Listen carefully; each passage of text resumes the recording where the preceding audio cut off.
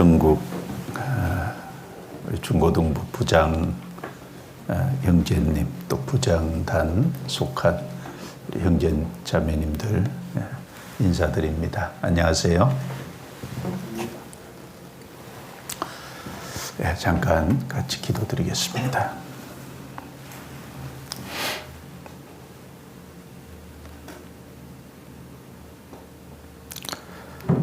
거룩하시고 은혜로우시고 자비로우신 우리 아버지 하나님 감사합니다. 허물과 죄로 말미암아 마땅히 죽어야 하고 또 심판을 받아 영원한 형벌 가운데 떨어져야 마땅한 저희들을 주님의 보혈과 크신 사랑으로 불러 구원해 주시고 주님의 몸된 교회 안에서 귀한 직임을 맡겨주시고 주님의 복음의 역사에 참여케 해주신 은혜 감사합니다. 또 금년 한 해 주님이 함께 해주셔서 저희들 여기까지 올 수 있었던 거 감사합니다. 그러나 한 해를 돌아볼 때 또 아쉽고 또 저희들이 하지 못한 연약한 부분들을 발견하고 또 반성하고 또 새 마음을 갖기를 원합니다. 주님, 이 부장단 모임을 허락해 주심을 감사합니다. 이 시간을 통해서 또 우리가 마땅히 어떻게 행해야 될 것인지 좀 생각할 수 있는 귀한 시간이 되게 해 주시옵소서. 우리 모두에게 신앙의 유익이 되도록 도와주옵소서. 교회 학교 또 중고등부 학생들을 지도하는 교사들로서 또 유익을 받고 또 학생들을 세우는 일에 각 사람을 충성되게 사용해 주시기를 기도합니다.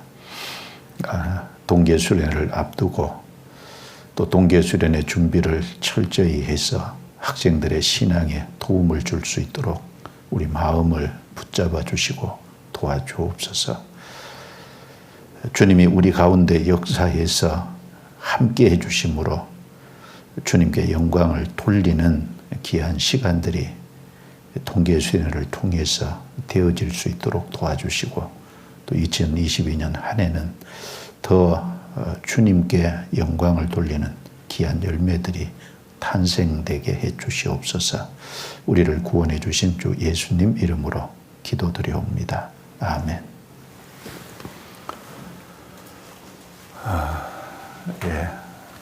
한 해 동안 중고등부 학생들을 위해서 수고해 주시고 또 노력해 주시고 또 많은 고생한 부분들이 있을 거예요. 또 이제 남은 알아주지 못하더라도 하나님이 알아주시는 귀한 일들이 많이 있을 겁니다.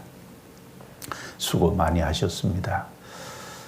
동계수련의 준비를 위한 중고등부 부장단 모임입니다. 동계수련의 계획은 말씀 끝나고 좀 자세히 좀 우리 목사님께서 말씀해 주시도록 하겠습니다.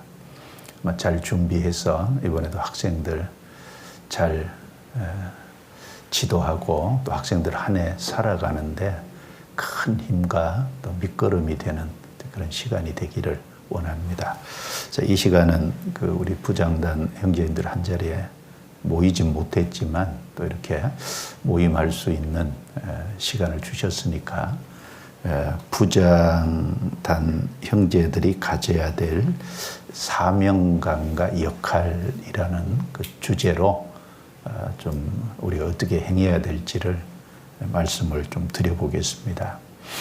아마 여기 참석하신 분 중에 금년까지 하고 내년에는 부장단 일을 안 하실 분도 계시겠지만 대부분 아마 계속해서 하실 분이 훨씬 더 많으리라고 여겨집니다. 그래서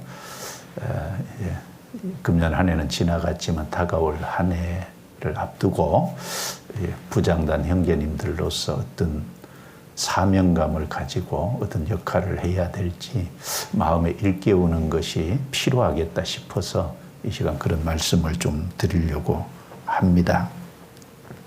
몇 가지를 말씀을 드리려고 하는데요. 첫 번째는 이 교회에서 학생들을 가르치는 일, 2세 교육이 되겠죠. 또 신앙을 전수하는 일이 될 겁니다. 바로 이 학생들을 가르치는 일이 가치 있고 중요한 일이며 이게 이제 보람된 일이라는 믿음과 확신을 좀 가져야 되겠다라고 생각이 됩니다. 무슨 일이든지 자기가 하는 일이 가치 있고 보람되고 중요하고 큰 일이라는 확신이 있으면 그걸 충성을 다해서 할 수 있을 거예요. 그러나 그것에 대해서 어떤 가볍게 생각하고 그것을 소홀하게 중요하게 생각을 안 한다면 그만큼 그 일에 아마 충성하지 못할 거라고 생각을 합니다.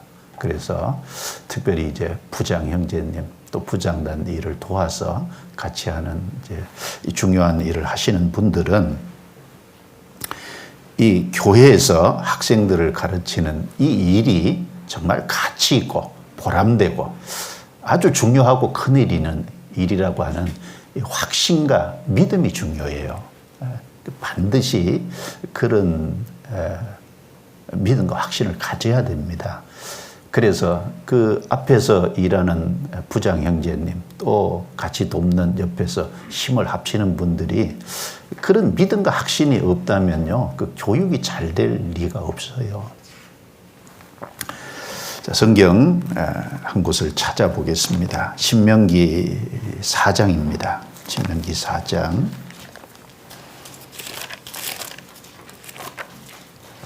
신명기 4장.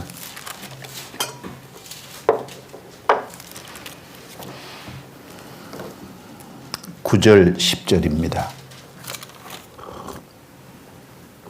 4장 9절 10절 같이 읽겠습니다. 오직 너는 스스로 삼가며 내 마음을 힘써 지키라. 두렵건대 내가 그 목도한 일을 잊어버릴까 하노라. 두렵건대 내 생존하는 날 동안에 그 일들이 내 마음에서 떠날까 하노라. 너는 그 일들을 내 아들들과 내 손자들에게 알게 하라.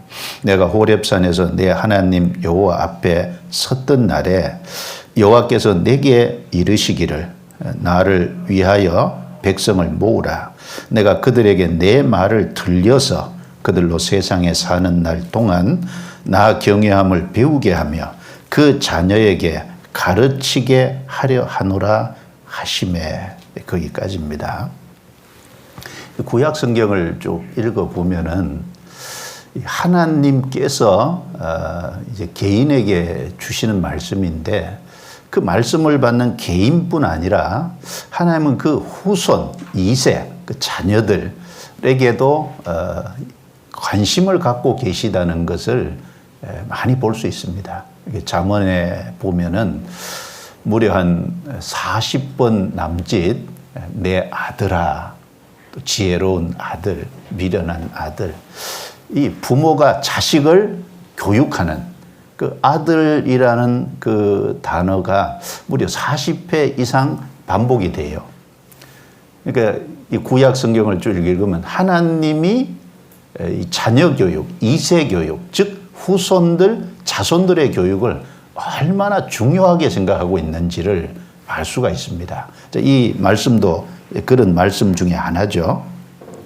여기 보면 내 마음을 힘써 지키라. 두렵건대 내가 그 목도한 일을 잊어버릴까 하노라. 먼저는 이 하나님의 말씀을 받는 자기 자신이 그 이스라엘 백성은 특별히 출애굽하면서 애굽의 하나님 10가지 능력을 나타내시는 것도 봤고, 광야 출애굽의 그 기적도 홍해를 가르신 그 기적도 실제 체험했고, 또 40년 동안 많은 일을 실제 목도했잖아요. 그 많은 일을 목도했는데 그걸 잊어버릴까 하노라 그랬습니다. 그리고 내 생존하는 노을 동안에 그 일들이 내 마음에서 떠날까 하노라. 그걸 잊어버리고 그리고 생존한 날 동안 그것이 마음에서 떠나면요, 하나님을 등지는 일이 생기겠죠. 하나님은 그것을 두렵게 생각했어요. 그리고 그 다음 하시는 말씀이 너는 그 일들을 내 아들들과 내 자손들에게 알게 하라. 먼저 자신이 잊지 않고 그걸 마음에 기억하고 있어야 그 아들들, 그 자손들에게 가르칠 수 있겠죠. 특별히 이제 우리는 하나님이 우리 자신을 구원해 주신 우리 영혼에 위해서 해 주신 일을 우리가 경험했어요. 그걸 우리가 잊지 않는 것이 중요하겠죠. 그것이 얼마나 크신 일이고 소중한 일이라는 것을 기억하는 게 중요할 겁니다.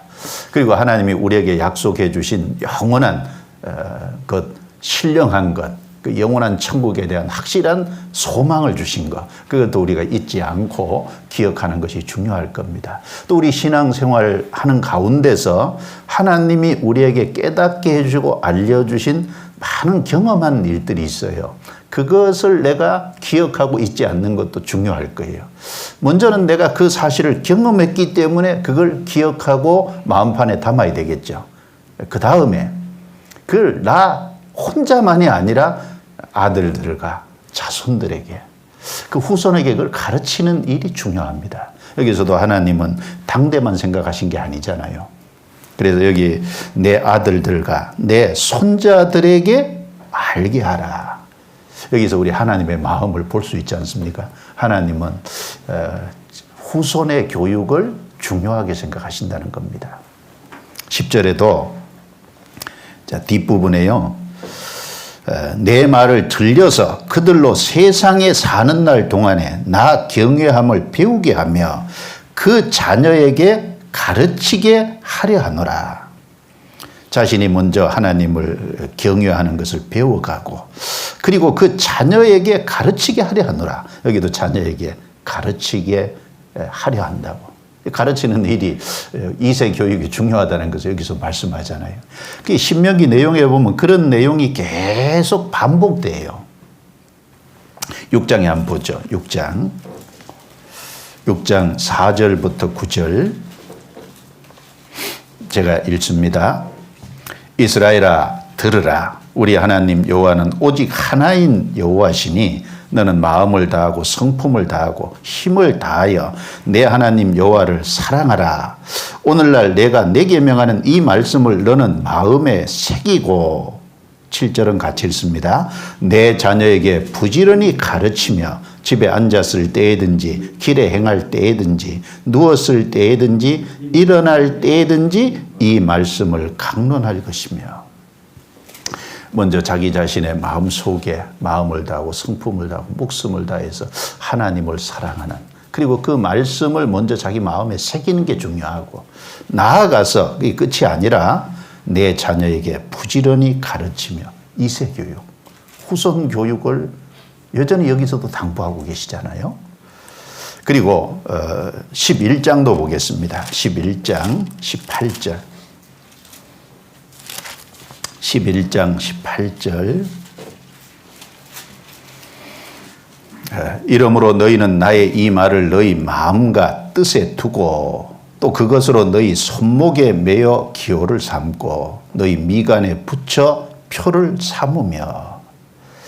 바로 하나님의 말씀을 자기 삶의 근간이 되게 하는, 자기 삶의 모든 것이 되도록 하는 것이 중요합니다. 그러면서 또 하나 당부한 것이 19절에 또 그것을 너희의 자녀에게 가르치며 집에 앉았을 때에든지 길에 행할 때에든지 누웠을 때에든지 일어날 때에든지 이 말씀을 강론하고. 항상 자기만 얘기하는 게 아니잖아요. 그 자기 자녀들, 이세 교육을 항상 염두에 두고 계시는 하나님, 마음을 읽을 수 있죠. 그리고 32장도 보세요. 32장 45절 32장 45절 모세가 이 모든 말씀을 온 이스라엘에게 말하기를 마치고 그들에게 이르되 내가 오늘날 너희에게 증거한 모든 말을 너희 마음에 두고 너희 자녀에게 명하여 이 율법의 모든 말씀을 지켜 행하게 하라. 이는 너희에게 허사가 아니라 너희의 생명이니. 자, 이는 너희에게 허사가 아니라 헛된 일이 아니라는 거예요. 이건 아주 중요한 일이라는 겁니다. 너희의 생명이니. 그렇죠. 이렇게 하냐 안 하냐에 따라서 결국은 생명 문제가 걸린 거잖아요. 생명이니. 근데 이 말씀에도 보면은 먼저는 자기 자신, 그리고 더 나아가서는 46절에 너희 자녀에게 명하여 이세 교육. 그래서 우리는 이제 하나님의 마음, 모세의 마음, 항상 이세 교육에 관심을 갖고 있다는 것을 우리는 엿볼 수 있지 않습니까? 또 여호수아 4장도 보겠습니다.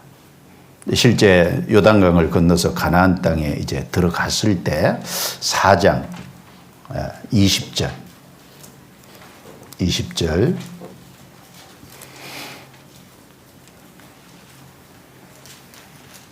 여호수아가 그 요단에서 가져온 12돌을 길갈에 세우고 이스라엘 자손들에게 일러 가로되 후일에 너희 자손이 그 아비에게 묻기를 이 돌은 무슨 뜻이냐 하거든 너희는 자손에게 알게 하여 이르기를 이스라엘이 마른 땅을 밟고 이 요단을 건넜음이라. 너희 하나님 여호와께서 요단 물을 너희 앞에 마르게 하사 너희로 건너게 하신 것이니 너희 하나님 여호와께서 우리 앞에 홍해를 말리시고 우리로 건너게 하신가 같았나니 이는 땅의 모든 백성으로 여호와의 손이 능하심을 알게 하며 너희로 너희 하나님 여호와를 영원토록 경외하게 하려 하심이라 하라. 그래서 이 내용은 그 요단강을 건널 때 제사장들이 벗개를 메고 먼저 들어섰고 그리고 하나님이 요단강을 갈라주시고 제사장들은 그 벗개를 메고 요단강 가운데 섰잖아요. 그리고 백성들이 다 건널 때 거기 서 있었어요. 그리고 이제 백성들이 다 건넌 이후에 그 앞에 내용들을 보면 그 제사장들이 발이 섰던 바로 그곳에서 이스라엘 12지파를 상징하는 12돌을 가지고 나왔잖아요. 그리고 그것을 이제 길갈에다가 세운 거예요. 왜? 기념돌로 세웠죠. 요단강을 갈라주신 하나님의 역사를 기념하기 위해서 그 사건을 잊지 않고 기억하도록 하기 위해서 이런 일을 하게 했습니다.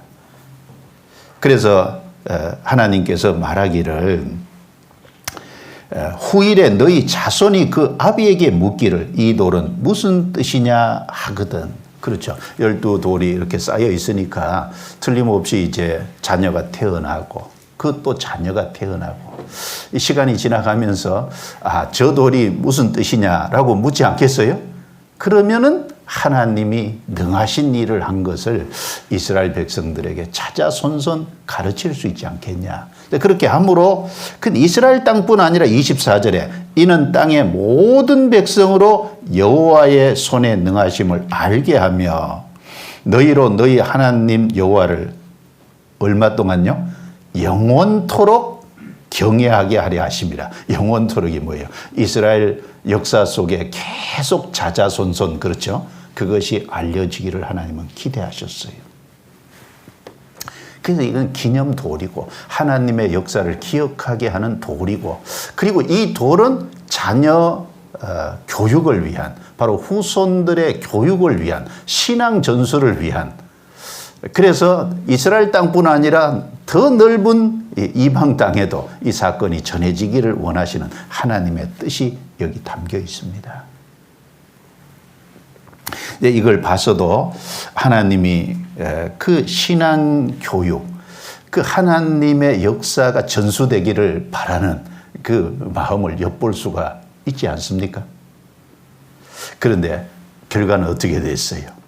결과는 나중에 가면 이 하나님의 역사를 기념하는 이 돌이 세워진 길갈이 나중에는 우상의 중심 도시가 됐잖아요. 이게 이제 북이스라엘 지역으로 이제 편입이 됐고, 그래서 호세아에 보면요, 너희는 길갈로 가지 말며 베델로 가지 말며, 결국은 베델과 단과 길갈이 우상의 중심 도시가 되는, 하나님의 이름이 전수되기를 바랐던 그것이 오히려 우상의 어떤 장소가 되는 참 어처구니 없는 일들이 발생을 했습니다. 이걸 통해서 우리가 뭘 알 수 있냐면은, 하나님은 신앙 교육에 대해서 너무나 큰 관심을 갖고 그것이 허사가 아니고 생명이라고 말씀하셨고 중요하게 생각하고 있는데, 그런데 이스라엘 백성은 소홀하게 생각했어요. 문제는 사람이 소홀하게 생각한 겁니다. 그래서 그 신앙 교육이 제대로 되지 않았고, 결국은 여호수아가 죽고 여호수아와 같이 있던 장로들이 다 죽고 난 이후에 사사기 2장에 가면 불과 한 세대가 지나고 그 다음 세대에 이스라엘 백성들이 하나님을 떠났어요. 이것은 신앙생활이, 신앙의 이제 후손의 자녀 교육, 신앙 교육, 신앙 전수, 이게 얼마나 중요하다는 것을 가르치는 동시에 이게 어려운 일임을 우리에게 반증하고 있습니다. 그렇지 않아요? 자, 우리가 하나 깊이 생각해야 될 것은, 하나님은 교회에서 신앙 교육이 되어지는, 2세 교육이 되고 3세 교육이 되어지는 신앙을 전수하는 이 일을 중요하게 크게 여기시고 계시는 것이 틀림없다는 사실입니다. 하나님이 크게 생각하는데 우리가 작게 생각하면 안 되잖아요. 자, 예수님도 아이들을 중요하게 생각하셨죠. 마가복음 10장 찾겠습니다. 마가복음 10장.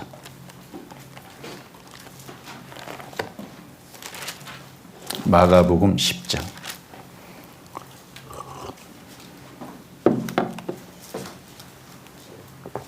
마가복음 10장 13절부터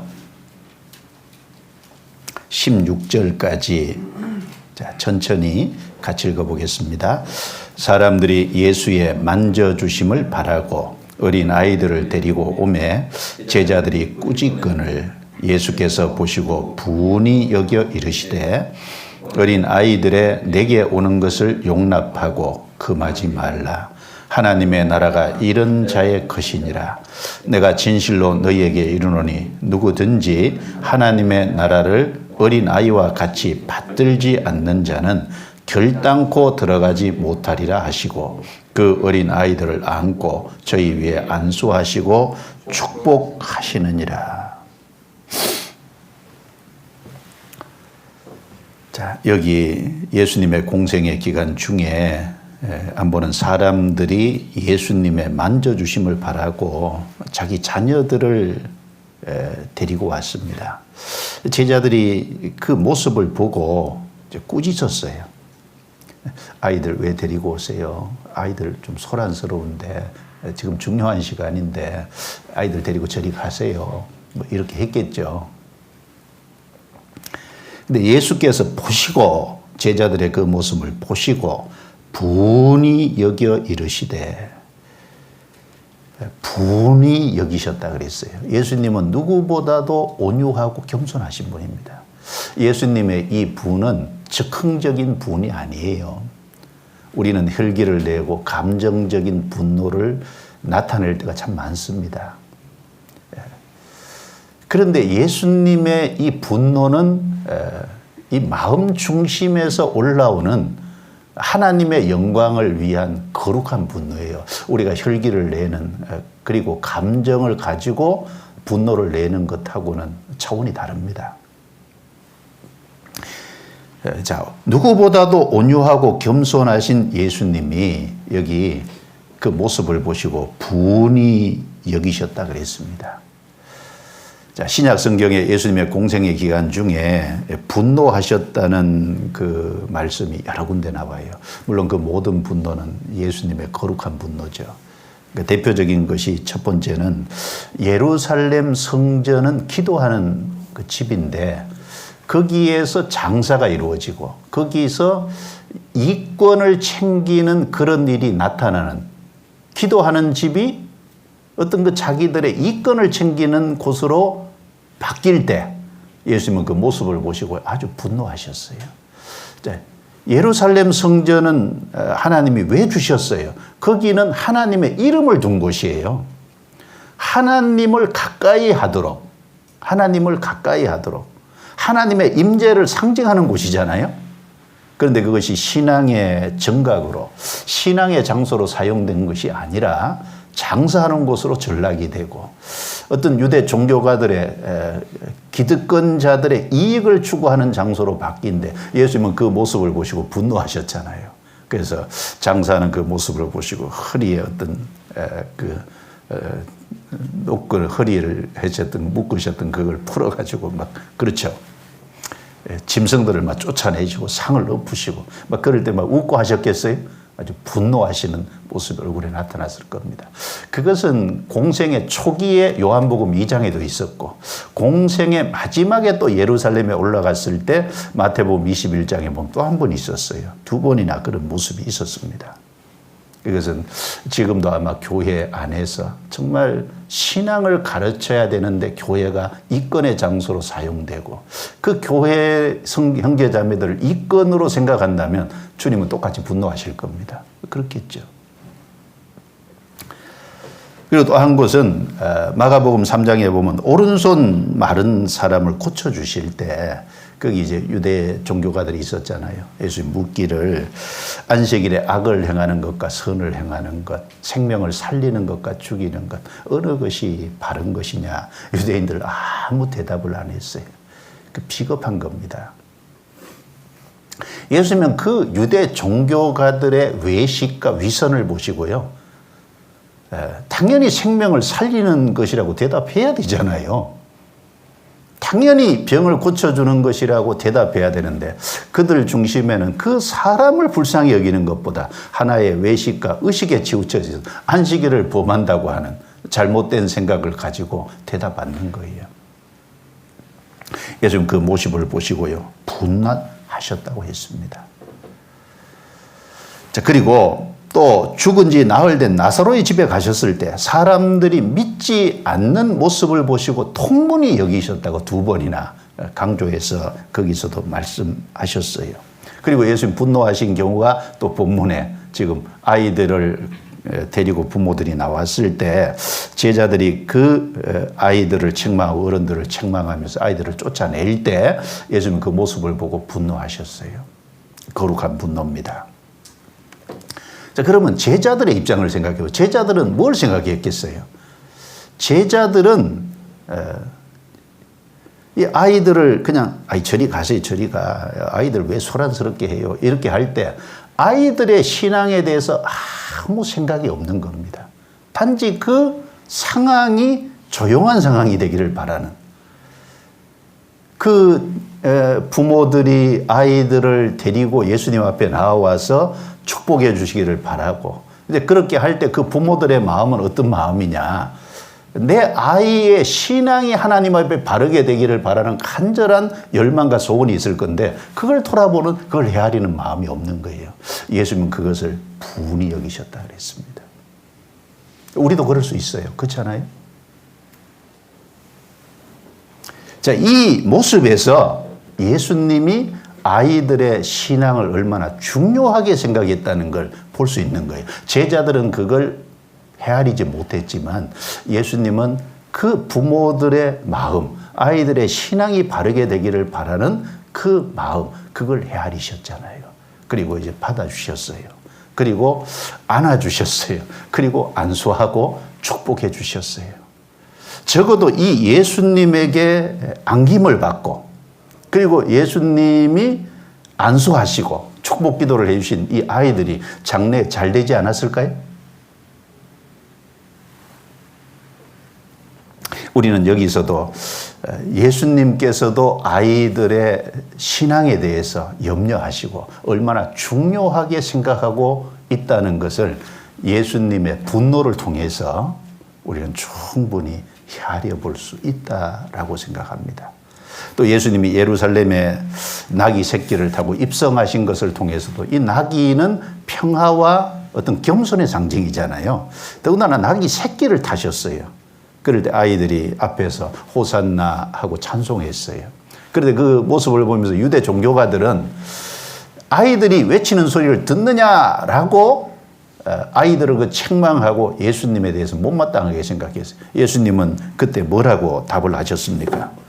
마태복음 21장 그 내용에 보면 어린 아이와 젖먹이들의 입에서 나오는 찬미를 온전케 하셨나이다 함을 읽어보지 못했느냐. 구약 성경에 어린 아기와 젖먹이들의 입에서 나오는 찬미 온전케 하셨다는 의미는 어떤 의미일까? 그걸 받으셨다는 얘기거든요. 기쁘게 하나님이 받으신.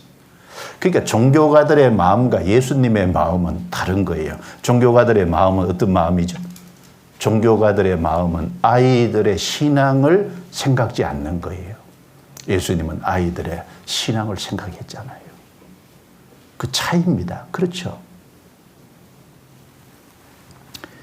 자, 우리는 구약 성경을 통해서 하나님의 마음, 또 신약 성경 예수님의 공생애를 통해서 예수님의 마음 속에 바로 자녀 교육, 2세 교육, 신앙의 전수, 이걸 얼마나 중요하게 생각하고 크게 여기고 귀중하게 여기고 있는지를 우리는 좀 헤아려야 될 겁니다. 그렇지 않다면은 우리가 교회학교 학생들을 가르칠 자격이 없을 거예요. 그렇지 않습니까? 자, 앞서간 믿음의 선진들도 마찬가지예요. 앞서간 우리 앞에 간 믿음의 선진들도 자기 자녀가 신앙적으로 잘 되기를 항상 바랐잖아요. 예를 들면 신앙의 정말 대표적인 인물이 구약 성경에 다윗입니다. 다윗은 그 아들 솔로몬에게 유언을 할 때 그 유언의 내용 속에 보면 하나님을 구하고 찾을 것을 아주 신신당부를 하잖아요. 역대상 28장 한번 찾겠습니다.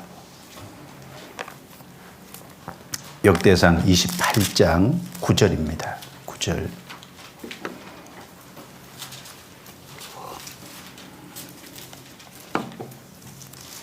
(28장 9절) 같이 읽어볼까요?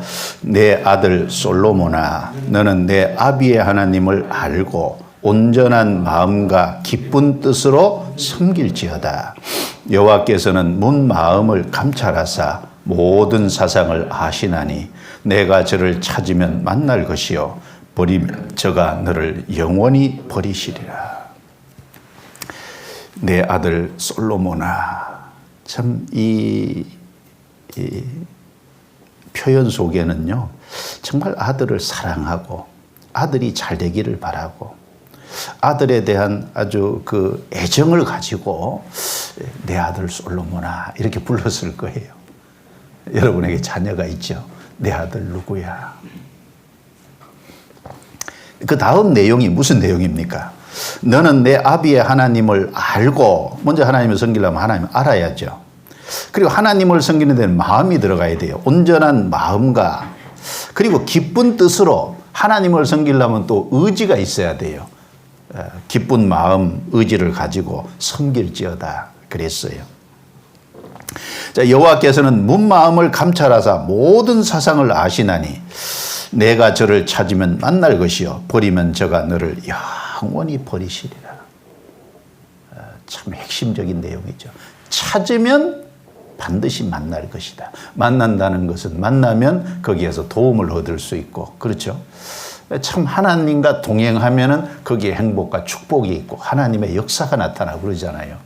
버리면 저가 너를 영원히 버리시리라. 참 무서운 경고입니다. 그렇죠?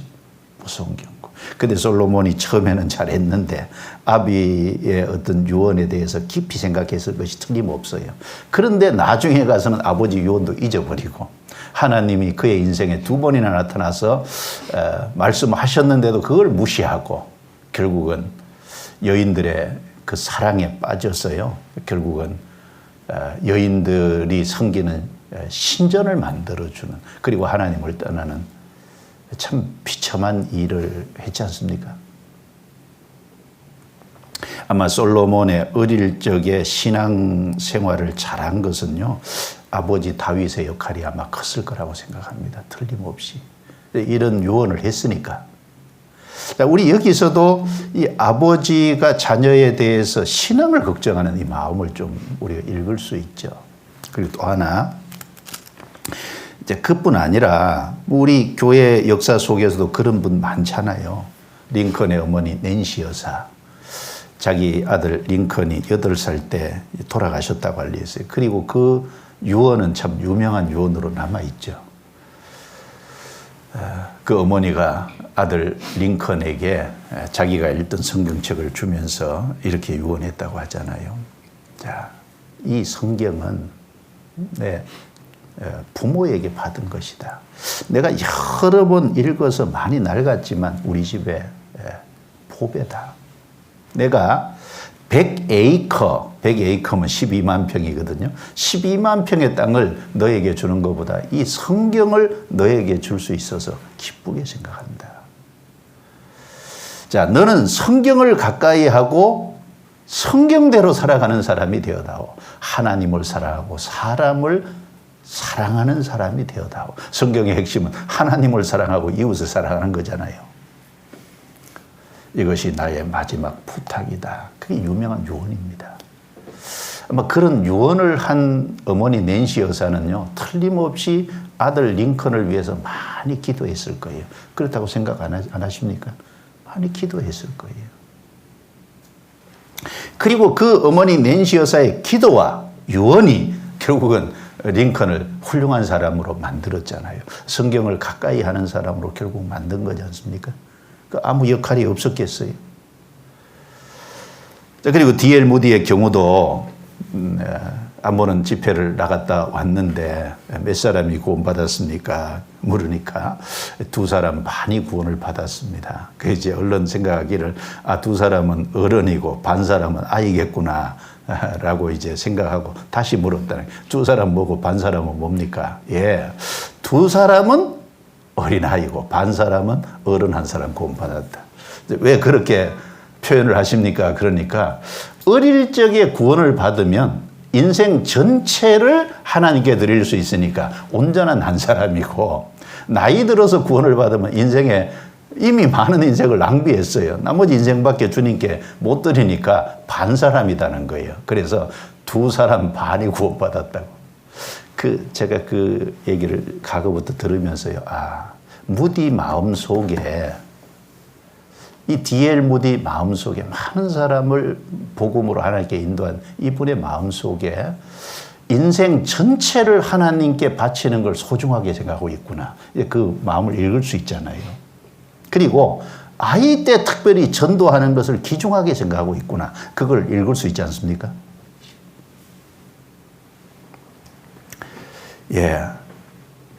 이런 모든 모습은 참 하나같이 아이들의 신앙을 염려하고 걱정하는, 하나님도 그걸 중요하게 크게, 예수님도 중요하고 크게, 앞서간 믿음의 선지들도 역시 2세 교육에 중요하고 크다는 것을 다 하나같이 인식하고 있었다는 거 아닙니까? 우리도 그런 마음을 가져야 돼요. 그런 믿음과 확신이 있어야 돼요. 그렇지 않습니까? 잠언 22장. 잠언 22장. 6절입니다. 6절 같이 읽겠습니다. 마땅히 행할 길을 아이에게 가르치라. 그리하면 늙어도 그것을 떠나지 아니하리라. 자, 이 말씀에도 어릴 적에 신앙교육이 중요하다는 것을 말씀하고 있죠. 아이에게 가르치라. 늙어도 그것을 떠나지 아니하리라.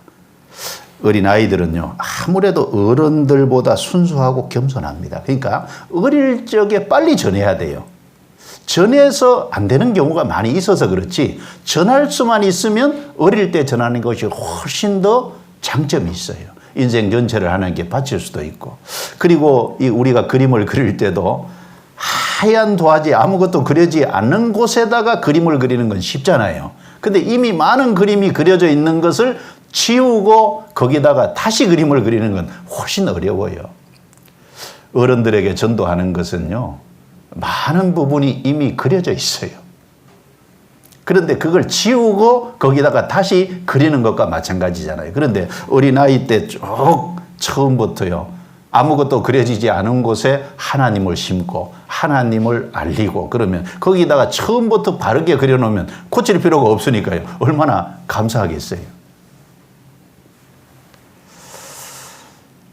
그래서 우리 교회학교 일을 맡은 부장 형제님이나 또 부장단 일을 하는 중요한 일을 하고 계시는 분들, 교회에서 학생들을 건지고 세우는 일이 가치 있고 보람된 일이다. 이건 정말 허사가 아니고 큰 일이고 중요한 일이다. 그리고 이것은 하나님께 영광이 되는 일이다. 이것에 대해서 사명감을 가져야 돼, 사명감.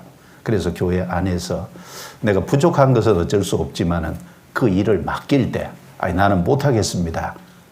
만약에 그게 힘들고, 그리고 그걸 소홀하게 작은 것이라고 생각해서 그렇게 거절한다면 그건 하나님 보실 때 합당치 않을 거예요. 그렇죠? 다른 이유가 있으면 몰라도. 이 세상에서도 교육을 담당하는 사람들의 가치관이 중요하잖아요. 그게 교육관 뽑을 적에요. 어떤 마인드를 가졌나? 그거 중요하죠.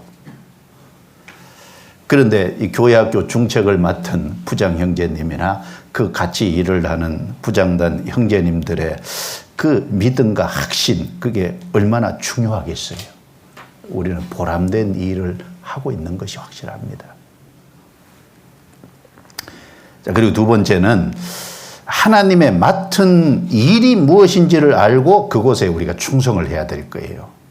자, 고린도전서 4장 2절입니다. 고린도전서 4장 2절.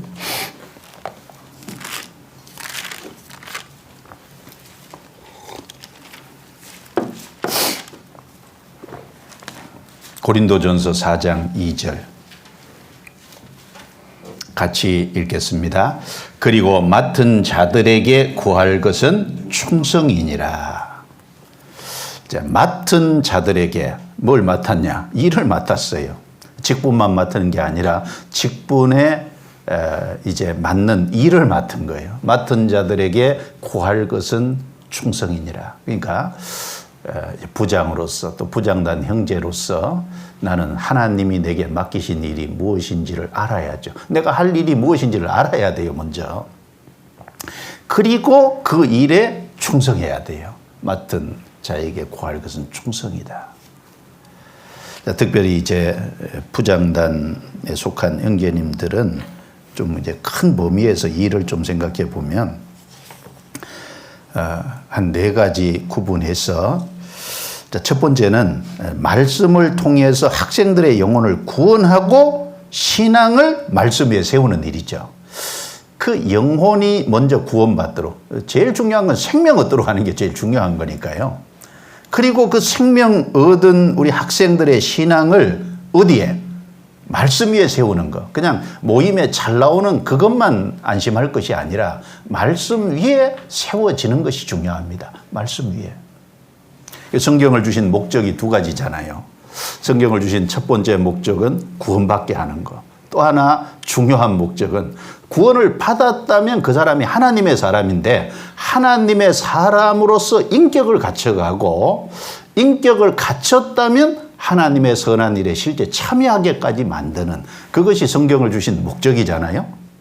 그래서 그게 디모데 후서 3장 15절부터 17절 말씀입니다. 바울 사도가 디모데에게 편지를 보내면서 또 내가 어렸을 때부터 성경을 알았나니 성경은 능히 너로 하여금 그리스도 예수 안에 있는 믿음으로 말미암아 구원에 이르는 지혜가 있게 하느니라. 첫 번째는 구원받게 하는 거, 제일 중요한 거고. 그리고 두 번째는 디모데후서 3장 16절에 모든 성경은 하나님의 감동으로 된 것으로 교훈과 책망과 바르게 함과 의로 교육하기에 유익하니 이는 하나님의 사람으로 온전케 하며 모든 선한 일을 행하기에 온전케 하려 함이니라. 교훈하고 책망하고 그리고 교정하고 그리고 의로 교육해서 하나님의 사람으로 온전한 인격을 갖추도록, 그게 구체적으로는 말씀 위에 신앙이 세워지도록 하는 거예요. 그리고 모든 선한 일을 행하기에 온전해졌으면, 온전해진 사람 아무것도 안 하는 게 아니죠. 온전해진 사람은 하나님의 일에 참여하는, 온전하게 하는, 거기까지 나아가도록 해야 될 일이 우리가 맡은 일입니다. 구원받게 하고, 구원받으면 하나님의 사람이 됐으니까 인격을 갖추고, 그리고 하나님의 선한 일, 복음의 역사에 참여하도록 만드는, 그게 우리들이 학생들의 신앙 안에 세워지는, 거기까지를 보기 원하는 거잖아요. 단지 모임에 왔다 가고 이걸만 바라는 것이 아니라 실제 하나님이 바라시는 그 사람이 되기를 원하는 거예요. 자, 그리고 이것은 뭉뚱그려서 되는 게 아니라 교회, 학교, 학생 하나하나 각 사람이 그렇게 다 세워져야 돼요. 그렇죠? 각 사람. 성경 골로새서 1장입니다. 골로새서 1장 28절 29절. 28절 29절 같이 읽겠습니다. 우리가 그를 전파하여 각 사람을 권하고 모든 지혜로 각 사람을 가르치면 각 사람을 그리스도 안에서 완전한 자로 세우려 함이니, 이를 위하여 나도 내 속에서 능력으로 역사하시는 이의 역사를 따라 힘을 다하여 수고하노라. 각 사람을 권하고 각 사람을 가르치면 각 사람을 그리스도 안에서 완전한 자로 세우려 함이니. 이 부장 선생님은 모든 학생을 다 큰 교회는 볼 수가 없어요. 그러나 부장 혼자서 하는 게 아니라 많은 교사들이 있기 때문에 교사들에게 그 자기의 어떤 그 작은 팀, 이제 자기 분반 학생들 하나하나에 관심을 갖고 하나하나의 사람이 그렇게 세워지도록 지도해야 된다는 것을 알고 같이 교제해야 될 겁니다. 그렇죠? 우리는 각 사람이 그렇게 세워지기를 바랍니다. 하나님도 그걸 원하세요. 그래서 바울은 어린아이가 아니지만 정말 하나님 앞에 나오는 그 자기가 전도한 사람들이 그렇게 되기를 정말 바랐어요. 그걸 위해서 힘을 다해서 수고했습니다. 자, 그리고 이 두 번째 이 일이 뭐냐 하면 학생들을 가르치는 주체인 교사에 대한 관심을 가져야 돼요. 아이들이 바르게 각 사람이 세워지도록 하자면 그 학생들을 가르치는 교사가 세워지지 않으면 할 수 없는 일이잖아요. 부장이 혼자서 다 할 수 있는 게 아니죠. 부장단 형제님들이 몇 명이서 다 할 수 있는 게 아니죠. 많은 학생들이 있는데. 그러니까 학생들을 가르치는 교사를 바르게 세워야 돼요. 그래야 학생이 바르게 세워집니다. 그래서 좋은 교사를 발굴해내는 일, 발굴이라 그러면 조금 이상한데 좋은 교사를 찾아내는 일, 그렇죠? 하나님 앞에 정말 신앙적으로 모범이 되는 좋은 교사를 찾아내는 일. 그리고 조금 연약하고 부족하다고 해서 못하는 게 아니고 연약하고 부족한 교사를 말씀으로 가르치고 또 교제하고 또 신앙을 붙잡아줘서 그 교사의 신앙이 성장하도록 해서 훌륭한 교사가 되도록 돕는 일. 그렇죠. 찾아내는 것도 중요하지만 그 교사의 자질을 향상시키는 방법이 뭘까? 그걸 고민해야 되지 않겠어요? 무조건 뭐 좋은 교사 들어오기만을 바랄 수는 없잖아요. 그래서 교사의 자질 향상을 위한 방법을 고민해야 돼요. 그래서 때로는 목사님에게 부탁해서 말씀을 전해달라고 할 수도 있고 부족한 것에 대해서 좀 얘기해서 신앙을 세우는데 방법이 뭔지 같이 연구할 수도 있고 같이 고민할 수도 있고. 그래서 신입교사 교육도 중요하지만 기존 교사의 교육, 그 기존 교사들이 말씀을 잘 듣도록 하고 말씀을 안 들으면 자기 어떻게 가르칠 거예요? 틀어야 가르치잖아요. 그리고 그 교사의 자질 향상을 위한 중간중간의 교육. 세상에요, 교사들도요, 이제 학교를 나온다고 그 교사로서 교육이 다 된 게 아니에요. 계속 연수 교육도 하고 계속 자질 향상을 위해서 세상의 학생들을 가르치는 교사들도 뭔가 계속 노력하잖아요. 교회는 안 그래도 될까요? 교회도 그래야죠. 그래서 교사들에게 말씀이 공급돼야 됩니다. 교사들에게 교제가 원만하게 진행이 돼야 돼요. 이 모든 것을 돌아봐야 될 거예요. 돌아봐요. 그게 부장이 할 역할이, 부장단 형제들이 할 역할이에요. 그리고 세 번째는 학생들을 가르치는 또 하나의 주체가 학부모잖아요. 학부모. 대부분의 시간은 가정에서 부모와 같이 학생들이 있기 때문에 부모의 영향력이 아주 지대합니다. 내 자녀는 교회에 출석하고 있으니까, 교사들이 가르치니까 잘 되고 있을 거다, 이렇게 생각하는 부모들이 꽤 있어요. 그건 큰 오류죠. 교회 학교에서 교사들이 학생들과 사실은 대면하는 시간은 너무 짧아요. 집에서 부모하고 있는 시간은 훨씬 길어요. 누가 더 교육의 주체가 돼야 되겠어요? 교육의 주체는 사실 부모가 돼야 됩니다. 교사도 주체죠. 그러나 그 부모의 영향력보다는 어쨌든 줄어들 수밖에 없어요. 그래서 이 학생들을 가르치기 위해서는 가정에서 신앙 교육을 제대로 해야 되는데, 그러려면 학부모들의 생각도 전환돼야 되고, 학부모들도 신앙적으로 자질 향상이 돼야 돼요. 그래서 서울에서는 학부모 교육, 지역에서도 교회학교 학부모 교육을 연계교육이라고 해서 계속 생각하잖아요. 그리고 또 아버지 교실, 어머니 교실, 가정에서 어떻게 아이들과 함께 말씀을 함께 나누고 아이들에게 삶에 적용할지를 아버지 교실, 어머니 교실을 통해서 또 가르침으로 인해서 부모들의 의식 전환이 되고, 가정에서 교육이 신앙교육이 되면 교회에서 가르치기가 훨씬 연계교육이 쉽잖아요. 같이 해야죠, 같이. 그래서 학생들을 가르치는 주체인 학부모들까지 생각을 해야 돼요. 이제 부장과 부장단 형제들은 그걸 이제 일이라고 생각하고 그것도 이제 깊이 생각을 해야 될 겁니다. 그리고 네 번째는 이제 교회 학교가 교회에서 차지하는 위치가 어딘지를 잘 알고 그 위치를 지키고 교회와의 중간 역할을 잘 감당해야 돼요. 교회 학교가 교회에서 최고인 것처럼 해도 안 되고, 그렇잖아요? 그리고 교회 학교가 무시받도록 해도 안 되고, 교회 학교의 위치가 어딘지를 알고, 그리고 그 위치를 지키는 게 일단은 중요해요. 그리고 교회 학교의 일을 자꾸 알려서 교회 학교에 되어지고 있는 일에 교회 봉사위원, 어머니의 임원, 교회 중요한 목사님이 관심을 갖도록 자꾸 얘기를 해야 돼요. 가만히 있으면 안 되죠. 기회 될 때마다 그 교회 학교에서 진행되고 있는 일을 알려줘야 될 겁니다. 그리고 적극적으로 도와주시기를 부탁해야 될 거예요. 그렇죠? 왜 안 도와주고 원망하고 불평하라는 말이 아니고, 적극적으로 도와주실 수 있도록 도움을 받을 수 있도록 알리고 도움을 실제로 요청해야 될 거예요. 교회학교 후원회비가 제대로 쓰여지고 있는 것인지, 그 교회학교 후원회비가 교회학교 학생들 지도하고 교사들을 위해서 제대로 잘 쓰여지도록 같이 교제하고 의논해야 될 겁니다.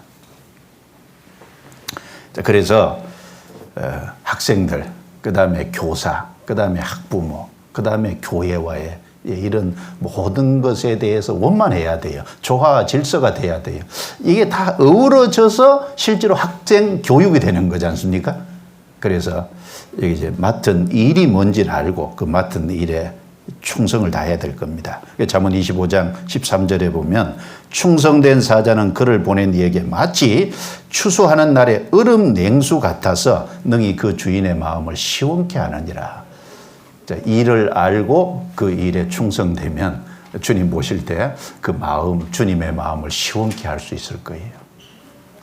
그리고 크게 세 번째, 교회 학교 일은요, 혼자 할 수 있는 일이 아닙니다. 마음이 하나가 되어 원팀이 되어야 할 수 있는 일이에요.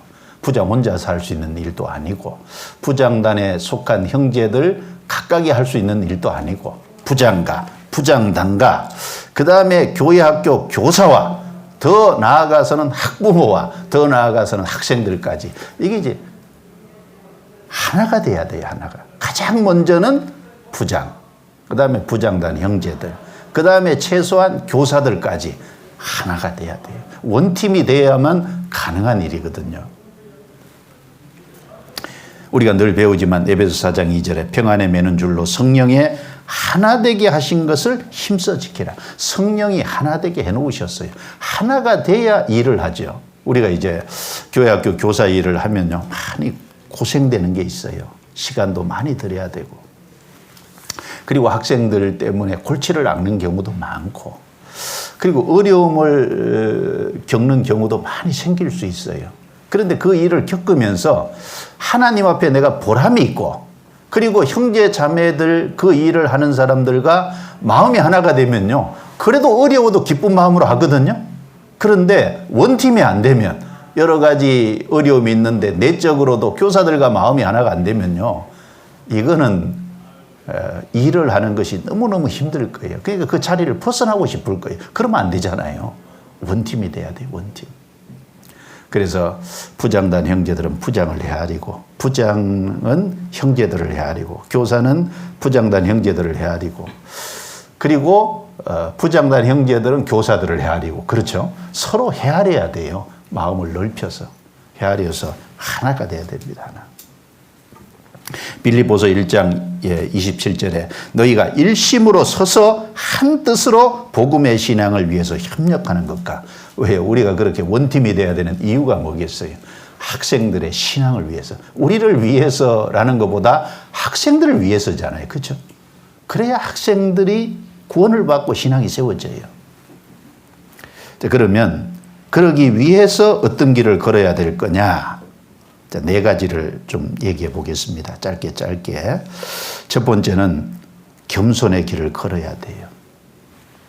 하나 되게 하는 가장 좋은 방법은요, 낮추는 겁니다. 그리고 해치는 가장 중요한 요소는 높이는 거예요. 이건 이제 교회 안에 수십 년 동안, 수천 년 동안 오면서 이것은 원칙이었어요. 자, 빌립보서 2장입니다. 빌립보서 2장.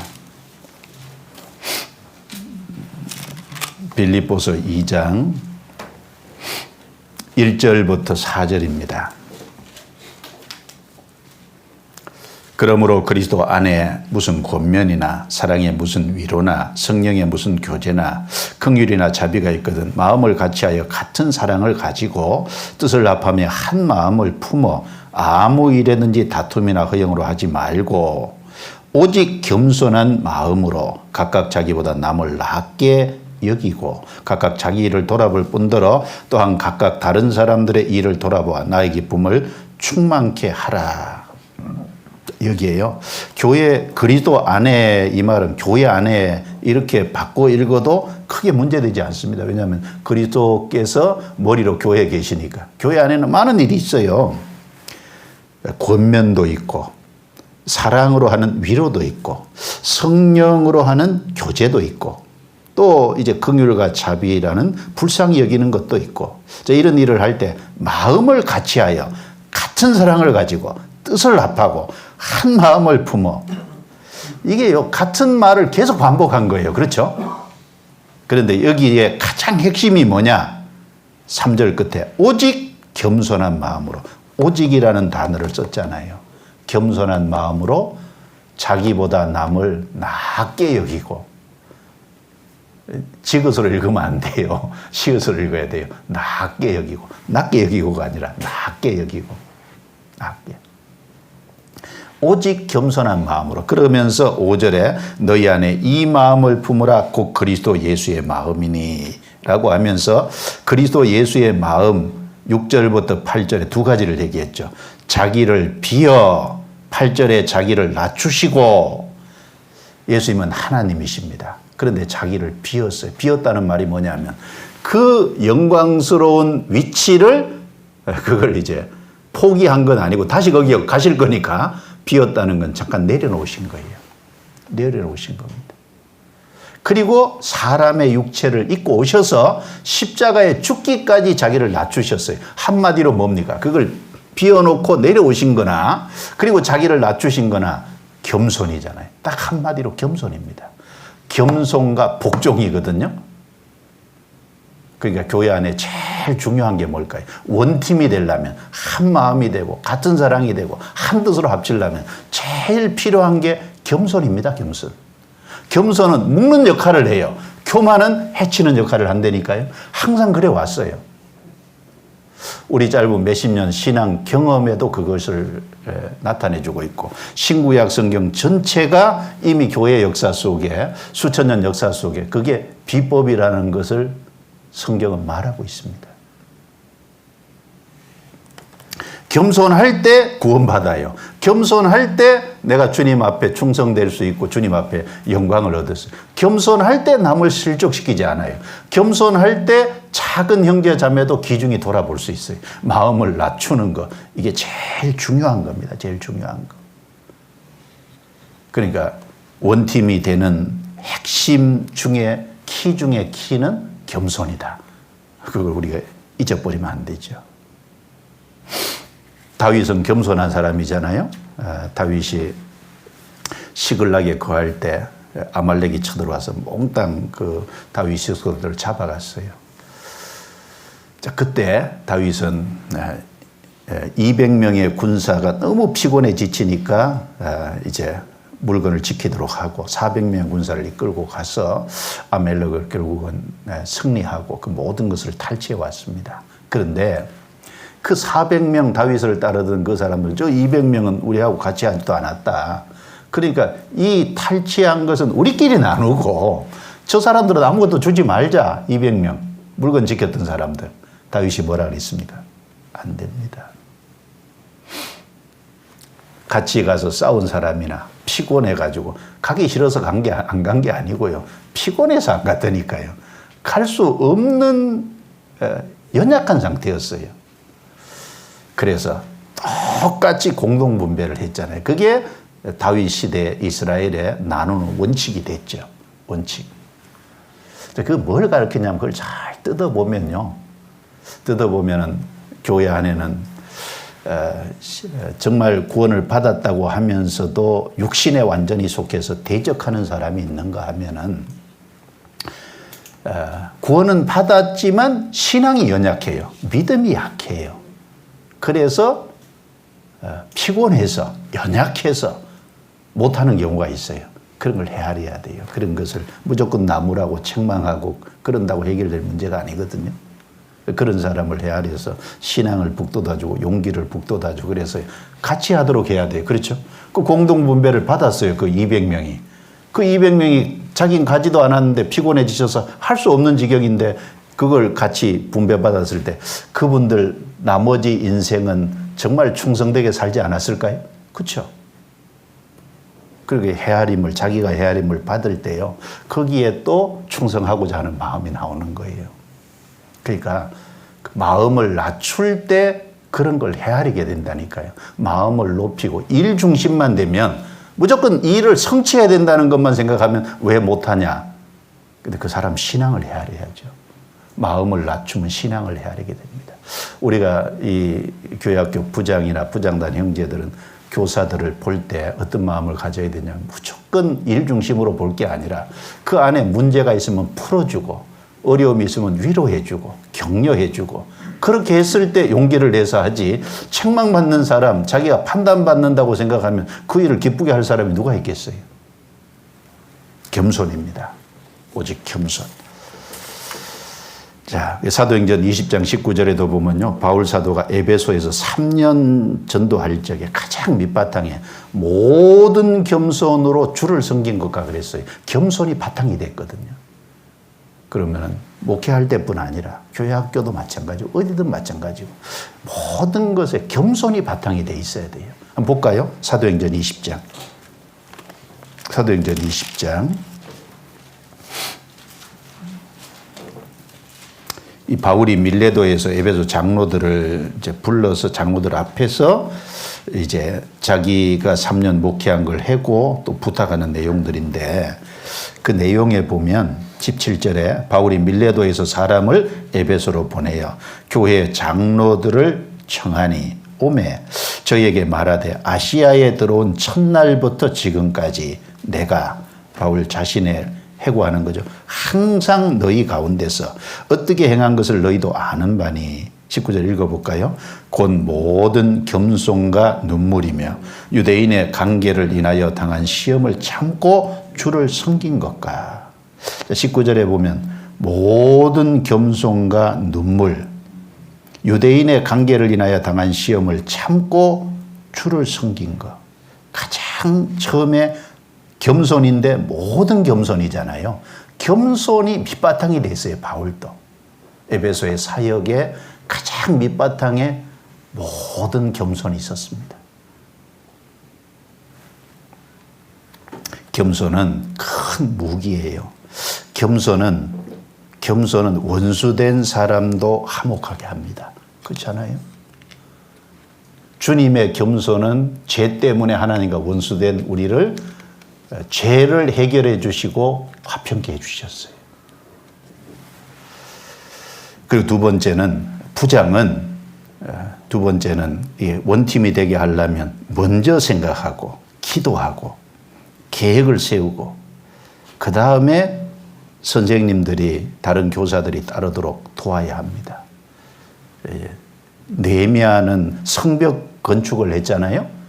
근데 그 느헤미야 1장 2장을 쭉 보면은 먼저 예루살렘이 완전히 불탄 채로 있다. 성벽이 소화된 채로 있다. 이걸 듣고서요. 4개월 동안 기도했잖아요. 먼저 기도했어요.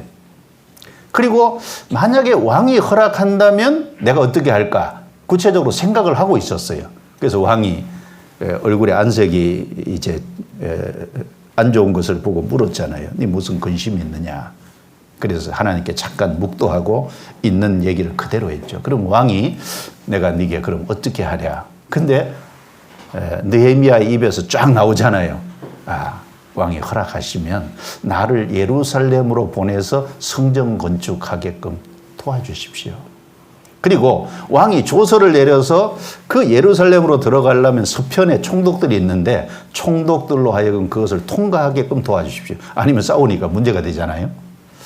그리고 왕의 살림 감독에게 조서를 내려서 그 성전을 건축한 들보 제목을 달라고 좀 해주십시오. 그러니까 그 왕이 딱 물었을 때 여러 가지를 얘기한 것은 기도를 하는 동시에 어떻게 할 건지를 깊이 생각하고 있었다는 거예요. 그렇죠?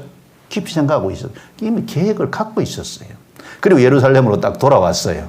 돌아와서 당장 백성들을 부른 게 아니죠. 예루살렘 성벽을 쫙 돌아봤어요. 밤에 그것도 아무도 모르게 나가서 들어간 줄, 나간 줄, 들어온 줄 다른 사람 몰랐어요. 딱 필요한 사람만 데리고 성벽을 쫙 돌아보고요. 성벽이 어떤 상태인지를 자기 눈으로 실제로 확인한 거죠. 그리고 어떻게 해야 되겠다는 계획까지 세웠어요. 그리고 나중에 이런 상태니까 우리가 힘을 합칩시다. 그러니까 마음을 쫙 모은 거잖아요. 그래서 모든 곳에 동시에 시작해서 동시에 마치는 것으로 차근차근씩 하면은 그 52일 만에 못 맞춰요. 그러니까 이제 먼저 생각하고 기도하고 계획을 세우고 그래야 된다. 이건 뭘 얘기하냐면 반대로 하는 것은요. 감정적으로 자기가 올라온 어떤 느낌대로 감정대로 즉흥적으로 하는 거예요. 아무 생각 없이 그냥 들으면 감동이 되니까 합시다. 그러면요.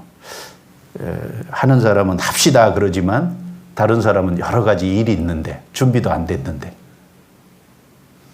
그게 안 되는 거예요. 거기에서 이제 마음이 나눠지고 문제가 생겨요. 그래서 부장이나 부장단의 형제들은 먼저 생각해야 돼요. 그리고 기도해야 돼요. 그리고 시간을 두고 계획을 세워야 돼요. 그리고 이렇게 모든 여건이 준비되도록 해서 마음이 모아진 상태에서 뭐든지 해야 됩니다. 군대가 아니에요, 교회는. 그렇죠? 교회는 군대가 아닙니다. 그리고 세 번째, 그리스도 안에 하나님의 사랑으로 수고하고 희생해야 됩니다. 열심을 보여야 됩니다. 본을 보여야 됩니다. 이게 다 한 가지거든요. 사랑으로 수고하고 희생하는 거, 열정이 있다는 거, 이 모든 것에 본을 보여야 돼요. 본. 내가 안 하면서 하자고 하는 것은 다른 사람에게 오히려 거부감을 주는 겁니다. 그래서 교사들하고 같이 있으면 가능한 한 시작할 때 같이 하면 그 다음에 끝날 때까지도 같이 있어주면 교사들이 참 고맙죠. 제가 이제 그 지역교회 목회할 때 어떤 형제들하고 운동을 해도 운동할 때 시작했으면 끝날 때 형제들이 다 돌아가는 거 보고 그 다음에 집에 들어가고, 그게 예의거든요. 예의. 그렇죠? 목사님 우리가 끝까지 함께 하시는구나. 내가 그 가운데 있으면서 다른 거 안 해도 그렇잖아요. 안 해도 뭔가 함께 있고 같이 있어 준다는 게 중요하잖아요.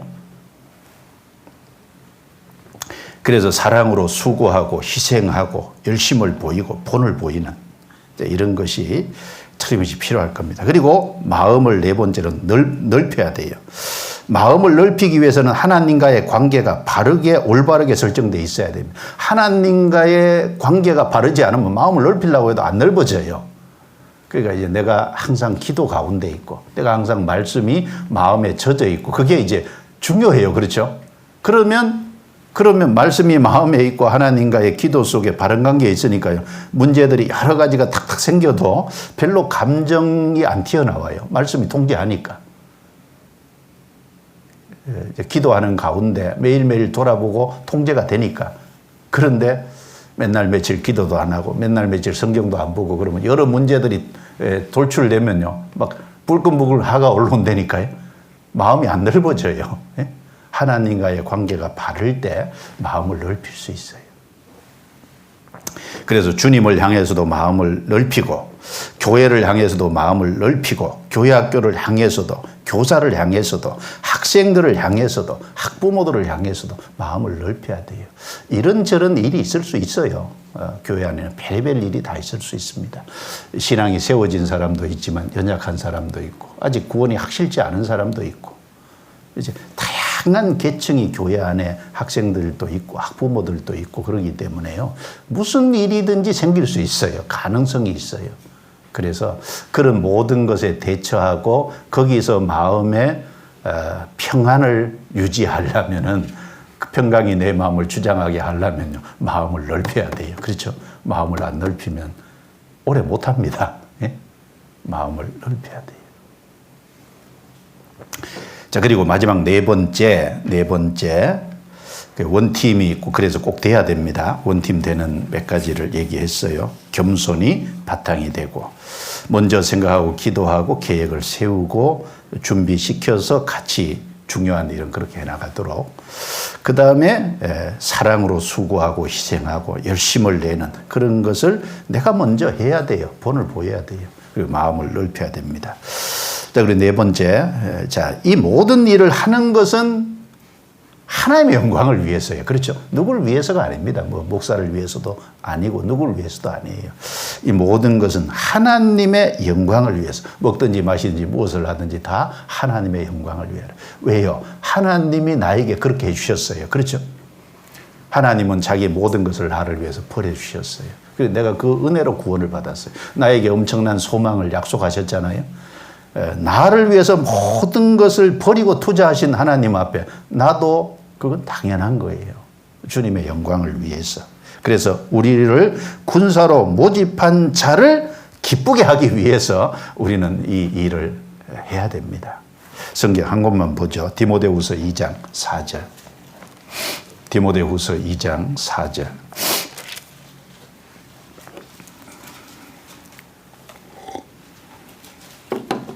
자, 같이 읽어볼까요?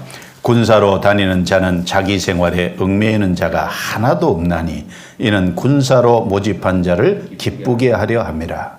자기 생활에 얽매이는 자가 하나도 없나니 군사로 모집한 자, 우리를 영적 군사로 모집한 분은 주님이시죠. 주님을 기쁘시게 하기 위해서, 주님께 영광을 돌리기 위해서 해야 돼요. 그 목적이 발라야 돼요. 이제 이런 목적, 이런 일을 하면서 내가 무슨 잘 보이기 위해서, 나의 어떤 영광을 위해서, 그건 정말 합당치 않아요. 유대 종교가들은 자기들이 잘 보이려고, 사람에게 좋게 보이려고, 사람에게 높은 자리를 얻기 위해서 그랬죠. 그게 합당치 않은 거잖아요. 우리는 뭘 하든지 알아주든 말든지 남이 하는 것은 나를 구원하신 주님을 위해서입니다. 근데 거기에서 흐트러지면 안 돼요. 그게 흐트러지지 않으면요, 남이 안 알아줘도 문제 안 돼요. 난 열심히 했는데 오해받아도 문제가 안 돼요. 왜? 주님을 위해서 했으니까. 그런데 그게 흐트러지면요, 흐트러지면 그거에 대해서 원망과 불평이 생기고, 안 알아주는 것에 대해서 불만이 생기고, 그러면 어떻게 그 일을 하겠어요? 주님을 위해서 하는 겁니다. 자, 그래서 지금 제가 부탁을 조금 드렸습니다. 자, 이어서 박창근 목사님께서 학예수양회가 아니라 죄송합니다. 동계수련회 계획을 이제 말씀해 주시겠습니다.